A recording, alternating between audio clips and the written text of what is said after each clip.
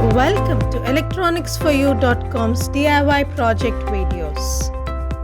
This video is a proof of concept of the DIY project Auto Water Dispenser for Pets, which is published on electronicsforyou.com. You will get to see the project working in action. Seeing that this project works would give you the confidence to invest your time and energy in developing it. Let me explain key parts of the project that you will learn more about while working on it. Here, the working of an auto dispenser is seen.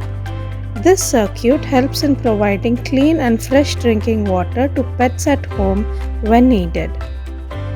The key components we use here are an Arduino Uno board, 7812 voltage regulator, bridge rectifier, rectifier diode, NPN transistor and an LED.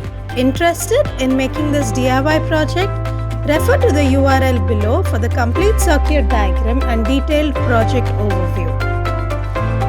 Do like, share and subscribe to our channel for more such DIY proof of concept videos. Thank you.